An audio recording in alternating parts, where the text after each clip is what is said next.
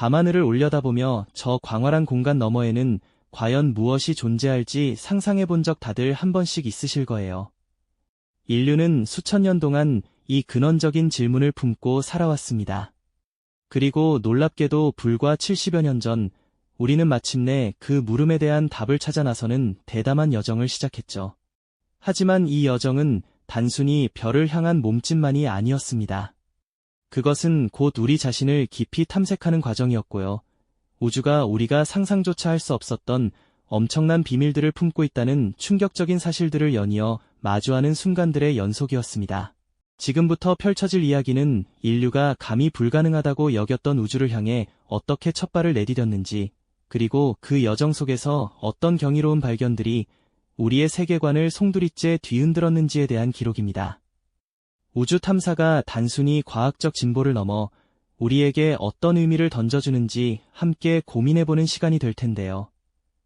인류의 가장 위대한 도전 중 하나인 우주 탐사의 발자취를 따라가며 우리가 누구인지, 그리고 이 광대한 우주 속에서 우리의 위치는 어디쯤일지에 대한 근원적인 호기심을 함께 풀어보고 싶습니다. 자, 그럼 인류의 우주를 향한 꿈, 그 위대한 서막 속으로 함께 떠나볼까요? 우리가 잘 몰랐던 과학 이야기를 계속 알고 싶으시다면 구독을 꾹 눌러주세요. 다음 편에서 더 흥미롭고 놀라운 이야기가 기다리고 있습니다. 우주의 문이 열리기 전 인류의 상상력은 이미 무한한 공간을 유영하고 있었습니다.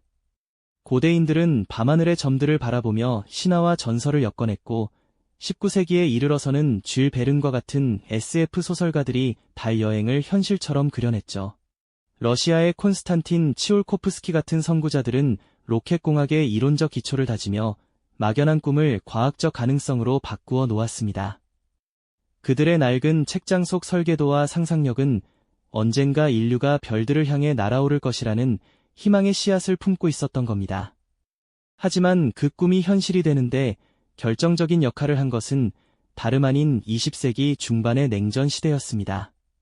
미국과 소련이라는 두 강대국은 이념 대결 속에서 서로를 압도하기 위한 수단으로 우주 개발 경쟁에 불꽃을 지폈습니다. 이는 단순한 과학 경쟁을 넘어선 국가적 자존심이자 인류의 미래를 건 거대한 대결이었죠. 수많은 과학자와 기술자들이 비밀스러운 연구실에서 밤낮없이 로켓 엔진과 탐사선 개발에 매달렸고, 발사대 위에는 미지의 세계로 향할 기계들이 웅장한 모습을 드러내기 시작했습니다.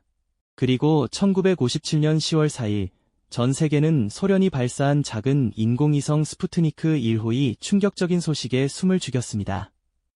지구 궤도를 돌며 삐삐삐하는 단순한 신호를 보내던 이 작은 구체는 인류 역사상 최초로 지구 중력을 벗어난 물체였습니다. 그 신호는 단순한 전파가 아니라 우주 시대의 개막을 알리는 경고음이자 환영의 메시지였죠. 이 사건은 미국에 엄청난 충격을 주었고 우주 개발 경쟁은 더욱 뜨겁게 달아올랐습니다. 이후 채 4년도 지나지 않은 1961년 4월 12일 또 한 번의 역사적인 순간이 찾아왔습니다. 소련의 우주비행사 유리 가가린이 보스토크 1호에 몸을 싣고 인류 최초로 우주 공간으로 날아오른 것이죠. 좁고 긴장감 넘치는 캡슐 안에서 그는 지구를 한 바퀴 돌고 무사히 귀환했습니다. 지구는 푸른 빛이었다.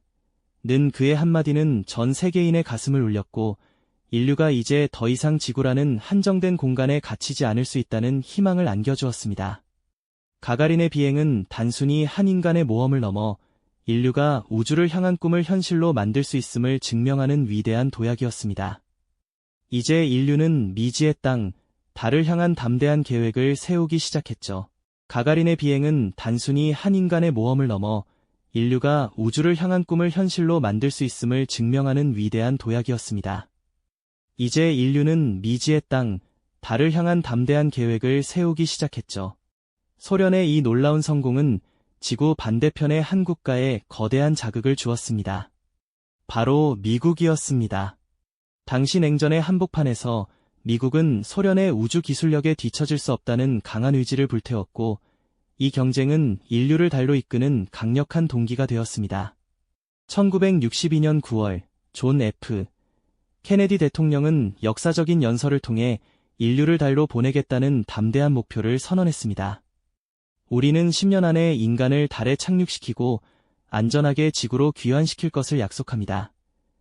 그의 이 한마디는 단순한 정치적 선언을 넘어 전 세계인의 심장을 다시 한번 뜨겁게 달구는 불씨가 되었죠. 이 약속은 당시로서는 불가능에 가까운 꿈처럼 들렸지만 수많은 과학자와 기술자들은 이 거대한 도전을 현실로 만들기 위해 밤낮 없이 매달렸습니다.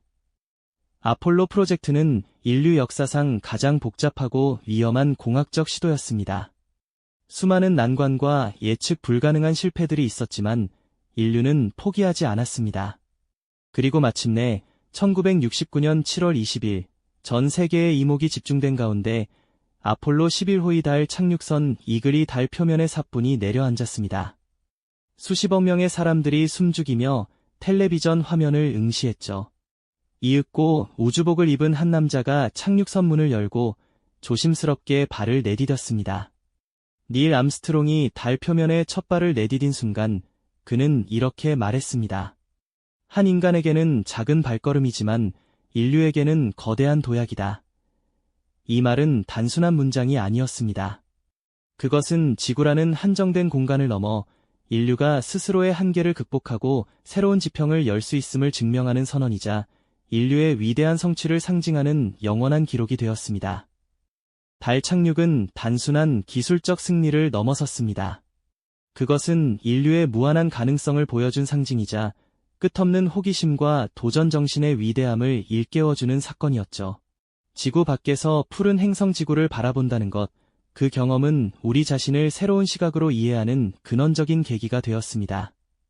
하지만 인류의 시선은 달에만 머무르지 않았습니다. 달을 넘어선 인류는 이제 더 깊고 광활한 우주의 비밀을 파헤치기 시작했습니다. 인간이 직접 도달할 수 없는 아득한 공간은 눈을 보내 탐험하기로 결정했죠. 그 대표적인 예가 바로 1990년 우주공간으로 발사된 허블 우주망원경입니다. 지구 대기의 방해 없이 우주를 관측할 수 있게 되면서 허블은 우리가 상상조차 하지 못했던 우주의 경이로운 모습을 생생하게 포착해냈습니다. 창조의 기둥이라 불리는 성운의 장엄한 모습, 수십억 광년 떨어진 은하들의 찬란한 빛, 그리고 우주가 팽창하고 있다는 증거들까지. 허블은 우주의 나이와 크기에 대한 우리의 이해를 완전히 뒤바꿔 놓았습니다. 그 사진들은 마치 우주의 심장부를 들여다보는 듯한 압도적인 경외감을 선사하며 인류에게 우주가 얼마나 거대하고 아름다운 곳인지를 시각적으로 깨닫게 해주었습니다. 그리고 최근 허블의 뒤를 이어 인류의 시야를 더욱 확장시킨 제임스 웹 우주망원경이 등장했습니다. 2021년 발사된 이 정교한 망원경은 적외선 영역에서 우주를 관측하며 빅뱅 직후의 초기 우주 모습은 물론 지구와 닮은 외계 행성들의 대기까지 분석해낼 수 있는 놀라운 능력을 가지고 있습니다. 제임스 웹은 마치 시간여행을 하듯 우주의 가장 오래된 빛을 포착하여 우리가 어디에서 왔는지, 우주가 어떻게 시작되었는지에 대한 근원적인 질문에 답을 찾아줄 열쇠를 쥐고 있는 셈이죠. 이처럼 인류는 망원경이라는 눈을 통해 우주의 장막을 걷어내며 끊임없이 미지의 영역을 탐험하고 있습니다. 우리는 망원경이라는 경이로운 눈으로 우주의 과거와 현재를 깊이 들여다봤지만 인류의 시선은 단순히 아득히 먼 우주에만 머무르지 않았습니다. 우리의 탐험은 이제 생명의 흔적을 찾아 태양계 안의 다른 행성들로 향하기 시작했죠. 과연 우리 지구 외의 다른 곳에서도 생명이 움트고 있을까요? 이 질문은 인류가 밤하늘을 올려다보며 우주를 바라보기 시작한 순간부터 끊이지 않았던 가장 근원적인 물음일 겁니다. 그 답을 찾기 위한 가장 유력한 후보는 바로 붉은 행성 화성이었습니다. 화성은 지구와 여러모로 닮은 점이 많아 한때는 짙은 대기와 흐르는 물이 존재했을 것이라는 추측이 있었고, 이는 생명체가 살기에 충분한 환경이었을 가능성을 시사했죠. 인류는 직접 그곳에 갈 수 없었기에 로봇 탐사선들을 화성에 보내 이 비밀을 밝혀내고자 했습니다. 큐리오시티나 퍼서비어런스 같은 탐사 로버들은 화성의 척박한 표면을 끈기 있게 누비며 과거의 흔적들을 집요하게 파헤쳤습니다. 그 결과 놀랍게도 화성에는 한때 거대한 강이 흐르고 호수가 존재했던 흔적들이 생생하게 발견되었죠. 탐사선들은 물과 상호작용하여 생성되는 점토 광물이나 염분 퇴적암 등을 찾아내며 수십억 년 전 화성이 지금과는 전혀 다른 생명체가 살 수 있었던 환경이었음을 명확하게 보여주었습니다. 마치 오래된 지도를 펼쳐 과거에 번성했던 문명을 찾아내듯 화성의 마른 강바닥과 고대 호수 분지들은 우리에게 희망적인 단서들을 끊임없이 제공하고 있는 셈입니다. 이 발견은 과거 화성에는 생명체가 존재했을 수도 있다는 가능성을 우리에게 던져주며 인류의 상상력을 다시 한번 거대하게 자극했습니다.